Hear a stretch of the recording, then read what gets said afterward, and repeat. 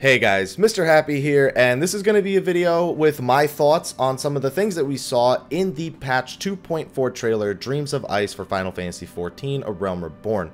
Now, I'm probably going to make some mistakes in this video. I'm going to do this all in one take because I have a flight to catch not too long from now. I have about an hour before I leave for the airport, and I just had to get a video out about this. I couldn't wait till Tuesday to do my thoughts about this. Are you kidding me? You guys know me.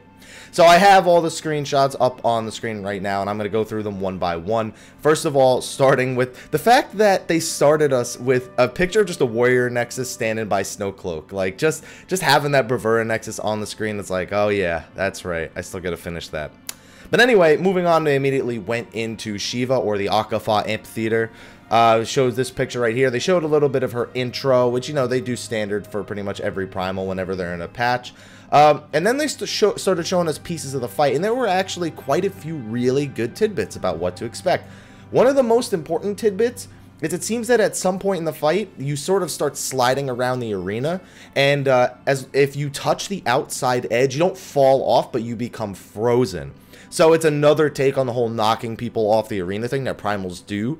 You know, Ramuh had the electricity on the outside. Titan and Leviathan could knock you off. Ifrit and Garuda didn't really do anything, but that's besides the point. It looks like there's going to be another take on that, and that theme seems pretty strong here when we look at some of the other fights going forward. And then, of course, the signature diamond dust. I didn't see if she snapped her fingers before summoning all this ice, or if she's going to appear after all this ice and snap her fingers. I think that's what she's going to ultimately do, because this looks very similar to the first half of how Shiva's diamond dust is in some of the newer games, but then she usually comes by, snaps her fingers. Well, Final Fantasy X, she snaps her fingers. They said she would have finger snapping. That's the only reason why I'm saying it. Moving on, I want to get this video out pretty quick, so let's move on. Another short teaser on Rogue and Ninja. Luckily, I don't have to say much about this. They showed off some of their attacks again, the stealth. We've seen these videos plenty of times. They've done the Rogue and Ninja videos very, very often. So here's one of the Rogue using their invisible spell. And then we have a ninja. There was a bunch of pictures of ninjas using their different mudras, and this was just one that seemed to be part of the ninja job quest, where he was doing throwing weapons at these wisps on the other end. This was a single mudra chant right here, so it created a giant shuriken. Really cool. I really like the effects on it. Definitely be sure to check out those if you haven't seen them in both the ninja trailer and the 2.4 trailer. Moving on from that, of course, we have Hildebrand. Guys, I had to make an image of this. Like, just they knew that this image would be very, very, very popular. So that's Godbert. And moving on, it seems like we're not going to be fighting Gilgamesh, but they keep throwing him in all the trailers and screenshots for patch 2.4. I don't know. I feel like if we were going to fight Gilgamesh Extreme, that would have been a thing known already. They might be setting it up for patch 2.5. It's a very strong possibility. But it definitely seems like we'll be seeing Greg and Enkidu again in the Hildebrand storyline. And of course, you've seen this screenshot before of Ultros and Typhoon. We're going to be fighting them at the Dragon's Neck Coliseum. So, moving on, new recipes. There's actually some really cool recipes. This isn't a picture of them, but there's two heavy armors that look very similar to Final Fantasy XI ones. I believe they were the Adamant and the Ares, something along those lines. I know one of the set looks very similar to the Ares set.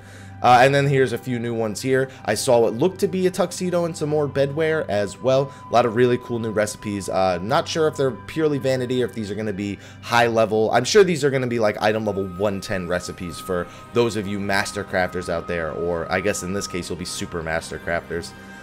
Then they showed off the dungeons. Snowcloak, again, looked phenomenal. And the big thing about Snowcloak is that it appears it's going to be part of the main scenario. It's not just going to be some dungeon we go to off on the side besides the main scenario.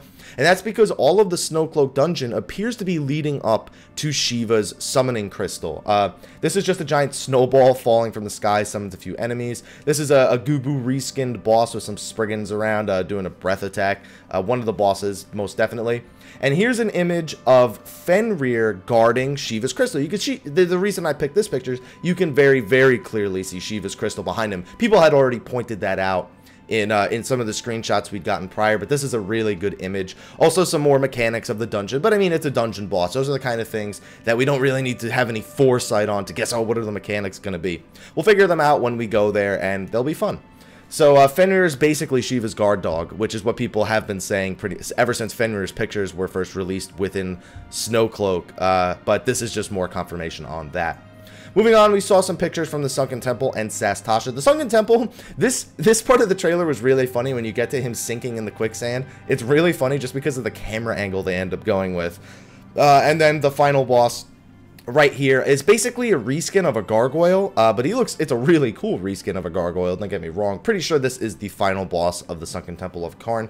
He has a few basic abilities, you know, some cleave attacks, some special attacks. One of them appears to be turning somebody into a zombie and causing them to run around. I don't know, but it was definitely a really cool looking dungeon. It looks a lot like Karn, but unlike some of the other hard mode dungeons we've got in the past, this place seemed much more noticeably different. This right here is the last big room before the final boss, you know, when you have to do the scales in normal mode.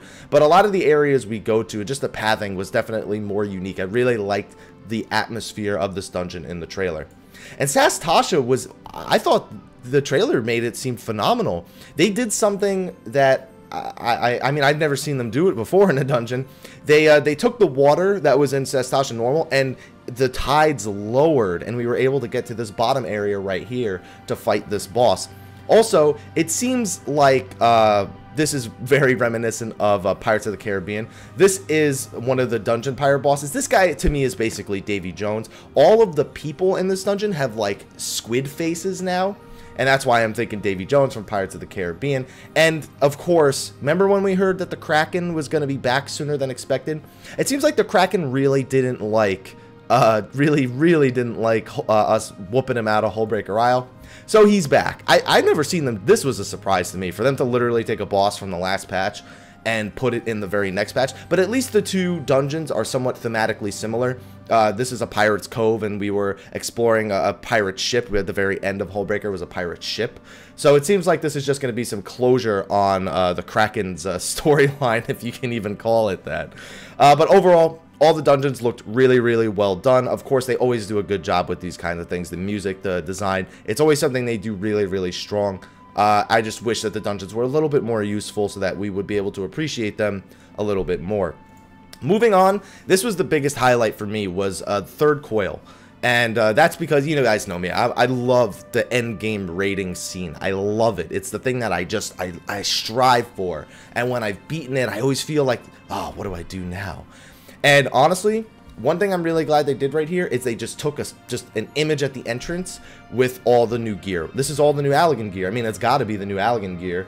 And one thing that's really cool, all the weapons, if you can make them out, I'm sorry it's a little bit darker. Actually, you know what? I have this image. Somebody from Reddit posted one that was slightly brighter. Hopefully it can help clarify how it looks a little bit better. But I think all the armor actually looks really cool, and all the weapons seem to have like Bahamut wings and dragon heads, and I really like the design. I really liked the Bahamut themed Allagan gear. Like, I can see people with wings on their gear. The Dragoon looks fun. I can barely make out what the Dragoon looks like. It's just, I see Bahamut bones and wings and faces all over the place. Really cool set of armor. Definitely way more unique than the previous sets. I say that, but I'm sure somebody's going to point out it looks a lot like other sets just with Bahamut stuff tacked on. Moving forward, we saw a little bit of the dungeon. We only saw what looked to be like 2 bosses. I'm sure there are more than that, but it seems like I doubt there's only 3 turrets in the final coil, but I really only saw 2 enemies that looked like bosses. It's entirely possible that one of the things that I discarded as a boss may be something more like turn 4, where there's waves and waves of enemies and you have to progress through a maze. Like, this looks like that could very well be that encounter, where you have to like progress through a maze and make it all the way to the end. May just be dungeon trash, but who the hell knows. You do have to traverse this area with all these spikes. There are jumper teleports from turn 3 and turn 8 in here as well. The first boss was something I just wanted to point out, one mechanic that I noticed about this boss. He has a charge attack. That was one thing I noticed. But more importantly, it seems that either based on his HP or based on how long you're in the fight, that the edge of the arena will slowly begin to phase inward until you only have that very inner circle. And I'd imagine that you hit enrage if the inner circle itself also managed to light up. I mean, there's no way of knowing that for sure, but they make a very good point of showing that the very outside of the arena is, you know, bad at first, and it starts closing in on the players. And considering the boss has a knockback and a charge attack, that could be very, very important towards boss positioning. And I don't know, I really like hazards like that. I really like just ground hazards that just make it seem like they complement the boss but don't really take anything away from the boss. Turn 7 being a pretty solid example. It gives the tank a little bit more something to do, presumably, as well. Another boss we saw looked to be a Hydra reskin that was just covered in Allegan technology. He has quite a few attacks. He's got his standard breath attacks, and it looks like he alternates between a forward breath attack that covers one half of the room, and then a tail attack that covers the other half of the room, in case you couldn't tell. I'm already thinking of possible spots to tank this guy just based on seeing those two attack patterns, but I'm sure I know absolutely nothing so far. And then one thing that I really want to comment before I go to the next picture is that it seems like there's voice acting in the final coil. I skipped over a screenshot of somebody I didn't want to do a screenshot of, and he had a voice. So that would be cool if we actually had voice acting in the final coil. I doubt there'll be much of it, don't get me wrong. I mean, every character in there has had a voice in the past, so they could just get the same voice actors again. It's just a matter of, did they do it, or is it just for like the final cutscene or approaching the final cutscenes, or just for certain cutscenes? I'm sure it's not the entire thing. But then we move on to this screenshot, and we have what looks like the top half of Bahamut almost done. Now, I've ruled out us fighting Bahamut directly many times, but this image almost looks as if it's possible that we could fight him. I'm not gonna lie, I would love to fight Bahamut, and no matter how big he is, I would love to do it. I don't know if it'll happen. I'm really looking forward to the third coil, and that's pretty much where the trailer ends. There's a few main scenario things, and there's one that I really want to touch upon, and that's this picture right here. Now, I don't know if that's Solace himself as a younger form, granted eternal youth, or his clock turned back in time so he can remain a threat, or if this is the person who succeeded Solace and is now the new emperor of the Garlean Empire. I don't know which it is, but that is something I'm very much looking forward to finding out and making a video about. I just wanted to include that real quick. This image from the trailer right here was, it had me just like, I need to know. I need to know. And now that I'm going off to the fan festival in less than an hour, I guess I won't know until patch 2.4. And one other thing, it seems that Nanamo may be in a bit of trouble as well. But anyway, with that out of the way, thank you guys for watching this video. Those are just my thoughts on what was shown in the patch 2.4 trailer. I'm going to go render this, and then I am going to go to the airport. So next videos you see from me will be about the North American Fan Festival. Thank you everyone for watching so much. Be sure to like, favorite, subscribe, and share for more Final Fantasy XIV videos, news, guide, whatever. Just make sure to stay subscribed and stay tuned. But anyway, guys, thank you for watching, and until next time, take care.